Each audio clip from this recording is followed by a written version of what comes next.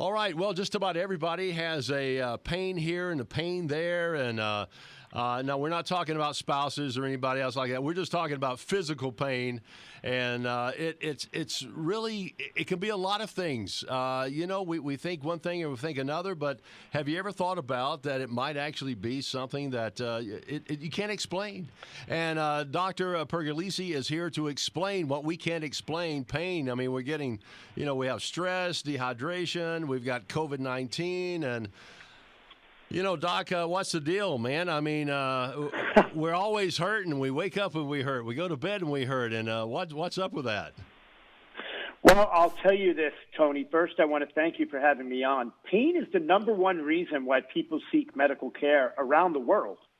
So, we're all unfortunately affected by pain at some point in our life.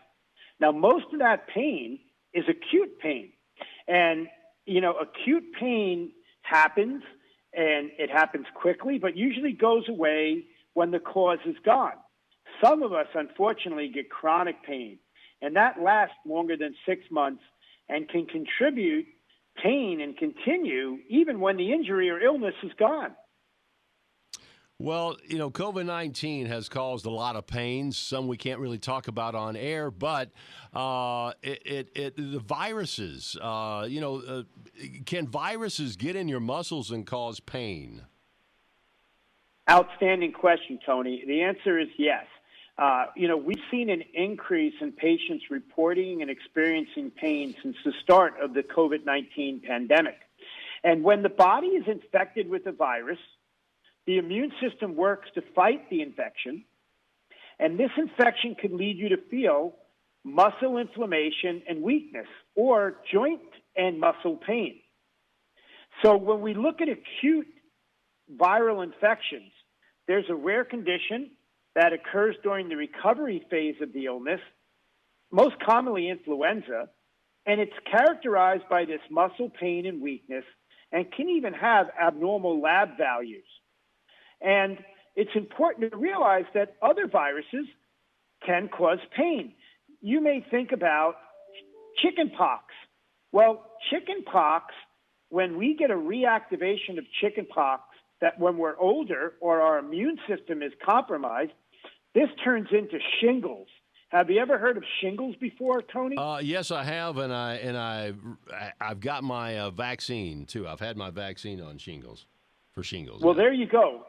Because shingles is a painful disorder. It's an acute reactivation of that chicken pox, what we call herpes varicella zoster virus, and it's very painful.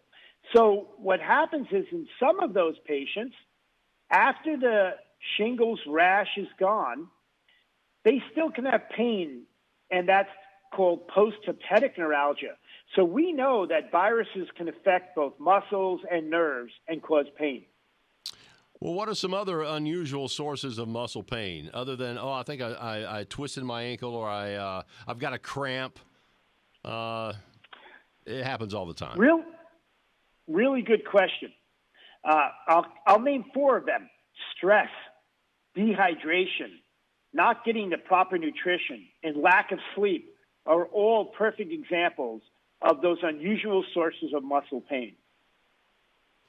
Now, you keep talking about acute and chronic, and there's nothing cute about my pain. But chronic pain, what's the difference between the two? I'm taking one as kind of short-term and one is going to be long-term. Absolutely correct. Short-term pain is acute pain. It's usually related to a causative action.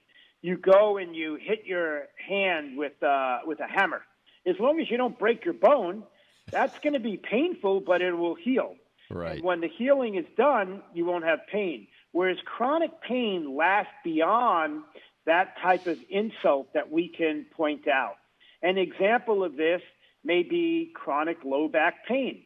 If you were an athlete when you were in high school and you injured your back, it might be some 30 years later that all of a sudden you're out maybe skiing or playing some pickup basketball or tennis or golf, and all of a sudden you hurt your back again. Now, that back pain, if it doesn't resolve with the normal healing and some maybe medication, then what could happen is you could result with chronic pain. So the acute injury is gone, but now you have pain for months beyond 6. Well, that must be the answer then. Back when I was a great athlete, that's why my back hurts, I suppose. We're going to go with that one anyway. Now, it seems to be so easy to pop in a painkiller, whether it's a Tylenol or a Aleve or something like that, or even something a little bit stronger. Now, there's a danger in getting too much of that pain medication in your system, because I think one's not good for a liver and one's not good for a kidney. And so how do you balance this out, but you want to get rid of the pain? Well, I'll tell you this, Tony, very impressed with your knowledge, and everyone should know these things. So I'm real happy we're having this conversation. Let's look at this. There are some effective ways to alleviate muscle pain on your own that does not involve taking pills or seeing a doctor. The first one is pain-relieving exercises. Think about that. These include stretch breaks. I bet, Tony, you've been at the desk already a couple hours, and you're going to be there a couple more hours before the day is done. Absolutely. You're correct. Yep. Yeah, and so how often do you just get up and stretch? Most of us don't, and we probably should. Right. And another one to think about, don't forget natural topical applied pain medications, because most people, when they think about pain, we automatically reach for the over-the-counter pain pills. And the label of those pills tell you there are limits to the amount and related to side effects that you just mentioned. So there are advantages of using topical pain relievers over pain pills. The topical pain relievers, they usually work quicker. For the joints and muscles, since they're close to the skin, like your biceps and your knees and your elbows, they can absorb topical pain relievers relatively quickly and show positive effects faster than most pain oral relievers. Also, they can use another dose of a topical reliever more quickly than taking a second dose of most oral medications.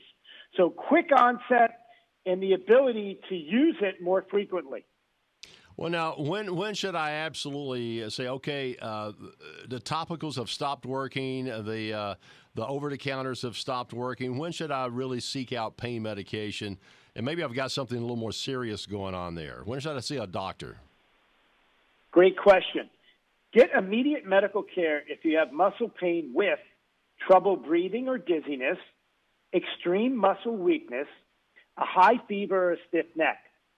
If you have persistent pain that does not improve with self-care or over-the-counter pain medications, if it has redness and swelling around the muscle area, which could mean an infection, or you have diffuse, what we call systemic muscle pain throughout the whole body, this may indicate an infection or an underlying illness.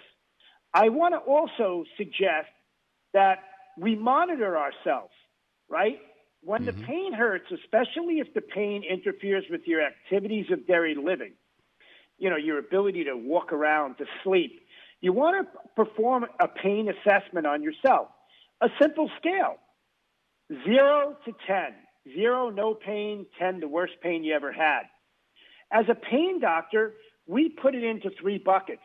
0 to 4 is mild pain. 4 to 7 is moderate pain. And 7 to 10 is severe pain. So if it's interfering with your functionality and your pain is moderate to severe, you really need to start thinking about the next step, and that's contacting your healthcare provider.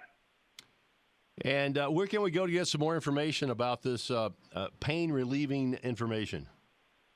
Sure. Well, you can look at my product, which is called Instaflex, Instaflex topical, or you can go to the website, www.drpergolizzi.com. That's DRPERGOLIZZI.com. or you can look at healthy directions. I also do suggest talking to your healthcare provider. And we have many different types of healthcare providers, which include our chiropractors, our nutritionalists, our MDs and DOs, our physical therapists. So really, the more you know, the better you can manage yourself. Sounds good. Doctor, I appreciate your time today and a lot of great information. And I think you've given me something that maybe I can get this pain just to go away. I hope so anyway, but thank you for your time. Thank you very much, and have a very good week, Tony.